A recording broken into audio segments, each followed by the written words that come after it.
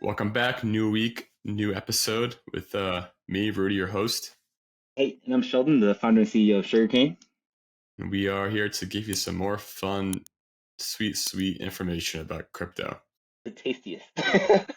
Continuing from last week is miners and nodes and how that all works and how they come into an agreement. Yeah. And I have something I was thinking about, like what else in life do we all have to have a witness of or agree on to kind of show validity? Yep. Typically, we're used to having some type of entity to say this is good. Yep. Like a deed to your house. Like there's paperwork that the government signs saying, yep, this person owns this house. But in a more human level, community level, I like to compare it to like marriage. Back in the day, in the Renaissance times, king and queen want to marry their prince or princess. There used to be a big ceremony for that. The whole town used to know about it. This was something that everyone would know because everyone would attend. Everyone would watch. The church would be there. The highest levels of royalty would be there. This was all confirmed through a consensus of all parties and all witnesses agreeing that these two people are married. And in today's day, you similarly still have that. I mean, today you can't get married without, at least in most states that I know of, you can't get married without a witness. Someone has to be there to watch you sign and watch the local municipality sign those documents saying these two people are going to get married. Mm-hmm. That's almost like what miners and nodes do. Like I want to hear your take, Sheldon, on a technical standpoint of how does that relate into what miners are doing. Miners knows to get married. That's all. It's all love. It's all love. We're spreading it's love. all love here. Yeah, no. So the kind of role of the miners in the context of proof of work and nodes in the context of proof of stake. Kind of talked about last week. You can talk more about it this week. But it's really just about coming to an agreement about the state of the world, right? So we keep talking about how there's a ledger or a state of transactions or state of accounts and balances. And then I transfer 5 Bitcoin from me to you. And now you have 5 Bitcoin. That ledger or that state of the world got updated to show that Rudy now has 5 Bitcoin. He's rich. And Sheldon now has 5 less Bitcoin. He's a lot poorer. So that's kind of the role of miners and nodes in that scenario. To basically come to agreement that everyone agrees that this new state of the world is now showing that Rudy has 5 Bitcoin and Sheldon has 5 less Bitcoin. So that's kind of the context of witnessing that everyone witnesses that transaction occurred. And because I love you and I send you some of that Bitcoin, everyone will know that it's true. Yeah. Through this mechanism. Yeah. So then they're confirming this consensus. Yeah. And, you know, for me, it took me a while to even just know what the word consensus meant. Yeah. You'd hear it. I don't know. Maybe it's just me. I'm just slow with words. I feel like I need an explanation for everything. But yeah, totally are. Yeah. For this consensus, it's just a collective agreement between, in this case, computers that are viewing these transactions and collectively agreeing that these are legitimate transactions. But in the complexity of it, like, what are they actually agreeing on? Yeah. So if you want to start with Bitcoin or Ethereum first, I'll let you take a pick. I think Bitcoin is a good one to start off of because it's a little bit simpler. Yeah. But then we'll go into the Ethereum side of things. All right, cool. Yeah. So in the Bitcoin case, their consensus algorithm, kind of fancy words to say how they all agree, how all the nodes, all the miners agree on the state of the world. It's called proof of work. And there's roughly, I think it's like 10 to 15,000 nodes across the world running Quick Bitcoin question miners. though. What's the difference between a node and a miner? Yeah, so it's just the consensus algorithm used, right? So in the context of Bitcoin, they're called miners because they're mining. That's kind of a funny word, but like they're actually like running calculations, running complex mathematical calculations to produce what's called a hash, or kind of like a key or like a secret to like be the one to approve the next state of the world. But in the context of Ethereum, they're called nodes because in proof of stake, there's no mining. It's actually just everyone is a node, a separate piece of the network, and they're running consensus algorithm proof of stake to basically come to some agreement on the world. Nice.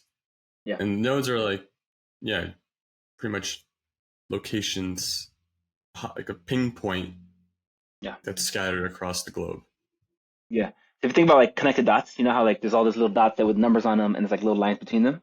And like if you're a Hmm. little kid, you went to like a restaurant, you got like a paper and you have the dots and the lines. You can think Love about those like all things. the nodes. Yeah. All the nodes in the network are those little dots, right? And they're all single pieces of computers that are running something. In the context of a Bitcoin, they're running a mining algorithm, like produce hashes. And in the context of Ethereum, they're nodes, and they're actually participating in the kind of consensus algorithm proof of stake. That's the context of difference between the two.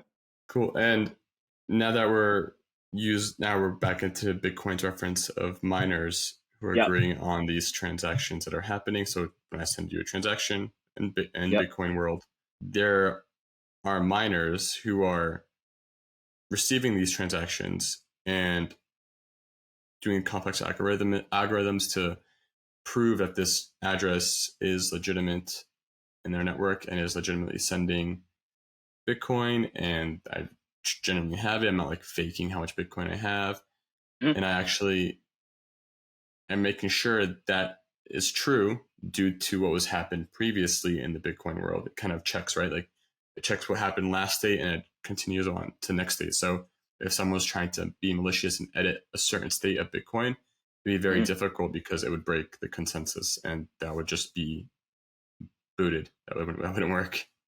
Yeah. Yeah. So I think also something to reference is that like a block is made up of a set of transactions. So there's like a set of transactions that occurred in that kind of snapshot of time, and there's also like kind of a state of accounts, right? As basically like balances in that state of time. Right? So every block, again, is a collection of all the transactions that occurred in that particular period of time. So in the context of Bitcoin, it's like 10 minutes. In the context of Ethereum, it's about 12 seconds. So they take all the transactions that occurred, they put them all together, and they update the balances of each person. So like let's say I send the transaction to you to send that 5 Bitcoin. That transaction, that actual action that occurred would be stored, as well as the balance change of you, Rudy, getting +5, me, Sheldon, getting -5. And if we were using the Bitcoin blockchain to do that transaction, the miners that are all different computers in this network, they're basically competing to produce a number, right? So they run an algorithm, complex mathematical operation to produce a number, right? And the number has to be kind of a technical detail, but it has to be below a certain threshold, a certain like limit, right? And the algorithm basically randomly generates a number randomly. And each time you randomly generate a number, if it's below this threshold, that means you're the one that got the perfect number. And you can actually produce, you can be the one to propose your next block. You can be the one to say, hey, this block that I collected all the transactions from, this is the next state of the world, right? Mm. And if you're not the one that has got the number that is below this threshold, you can't actually you can't produce the block. And the reason why people create these blocks is because they get rewarded by the network. So kind of the way that blockchains work is that each person, each network, each node in the network produces a block and they get rewarded from the network for doing that action because they're supporting the network. Yeah, that makes sense for the term mining too, because as you're doing these actions, it's kind of like you're physically mining for gold. You're going through Yeah. this tunnel and you're digging and digging in the network of transactions, and the Bitcoin network rewards and brings more Bitcoin into the ecosystem because there's 21 million total that can ever be created, but there isn't 21 million out now. The Correct. miner's job is to look for them by Hmm. confirming transactions as a reward. Yeah. That makes sense.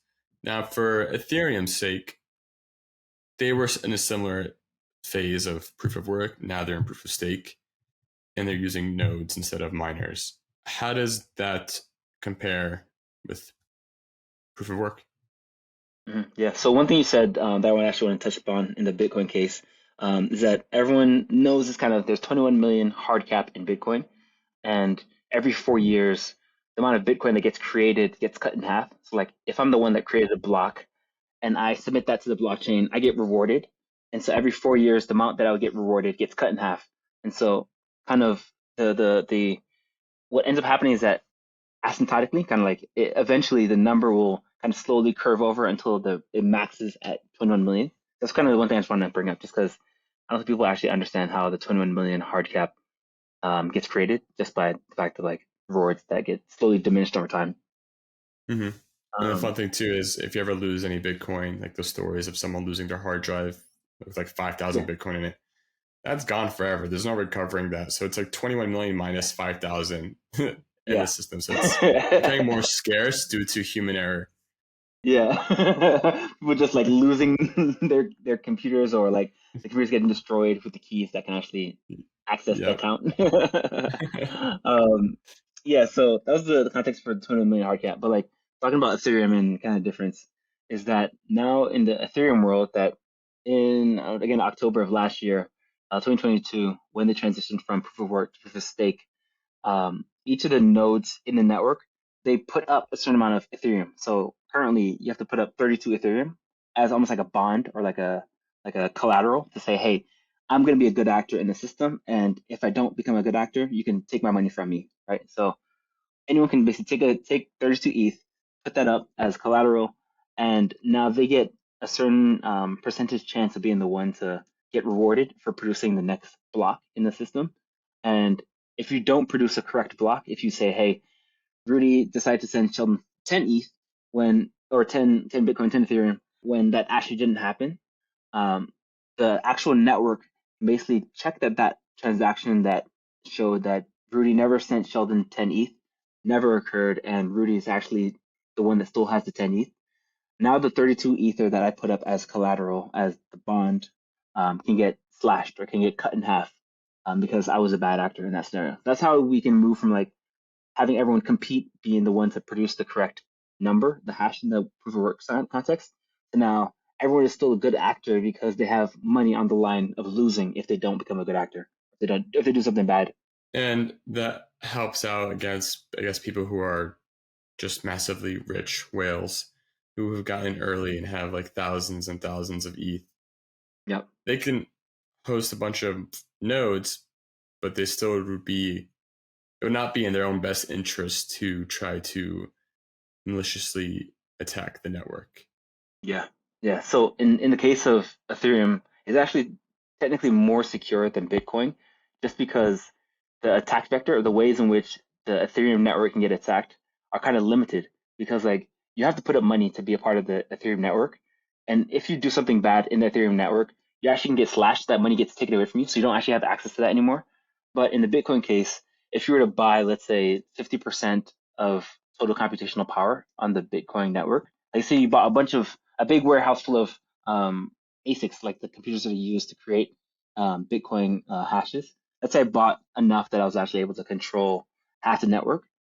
There's nothing against or stopping me from constantly doing bad things if I have enough computation. Just because there's no one can take my hardware from me, right? But in the Ethereum context, they can slash your money and take your money from you, so you can't keep attacking. That's why Ethereum technically is actually more secure than Bitcoin. That makes sense. And Yeah, for Ethereum's case, also, there is no hard limit of how much Ethereum can exist.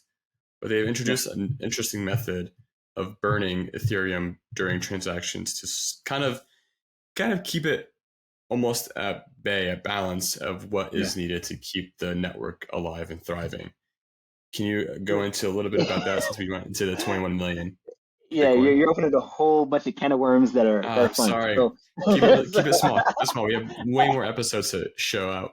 yeah, small history lesson. Back in August of 2021, um, something called EIP 1559, so 1559, kind of just an upgrade to the network.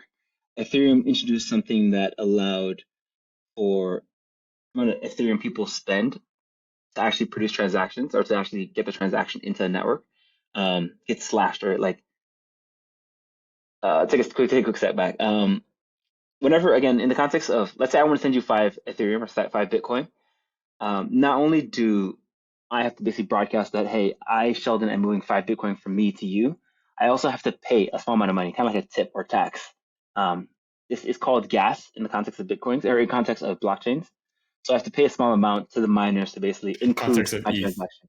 or Yeah, in Bitcoin. context of Not ETH, confused. in both of them, both of them. Okay. You have to pay gas. You have to pay some type of tax, Fee. right, to get your transaction included into a block, right?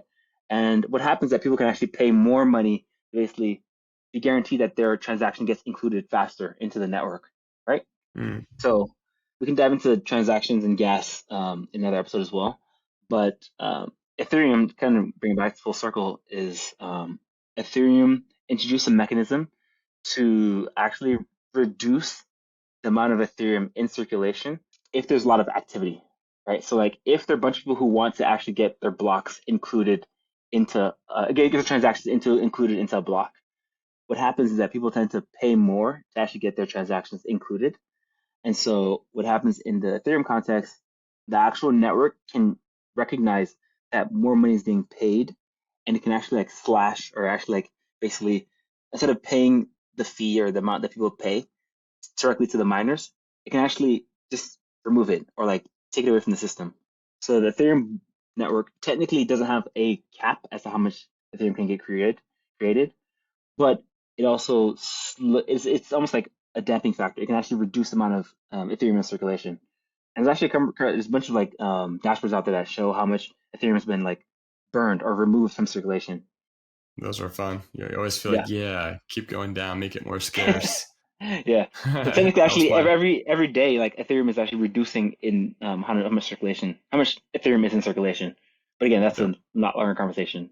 Yeah, and it's all important. Like there's so much more to go into, but that's the idea of what it means to and how complex it can be to run a successful blockchain project that involves a token, a coin, because there are plenty of different cryptocurrency projects out there, and it gets into these weeds is where you kind of have to do your research. Is like how does it actually work, Yeah. and where is the value generated, and how is it generated? Is it set up in a way where everyone is winning, or is it set up in a way where certain people win or the early people win? And Mm. it's difficult. It's hard to tell. And we're here to make sure that we give you the best information as possible The on tastiest tidbits. the tastiest tidbits on what's going on in crypto. So that was the idea of the roles in of miners and nodes. We definitely want to hear all your questions and join our Discord, follow us on Twitter. Sheldon, do you have anything else to lead us off with? uh, no, I think that's all I got. Oh, you've got much, much more, but I know you're saving Yeah. it. Yeah, no, I'm good for now. I'll see everyone. All right, see you.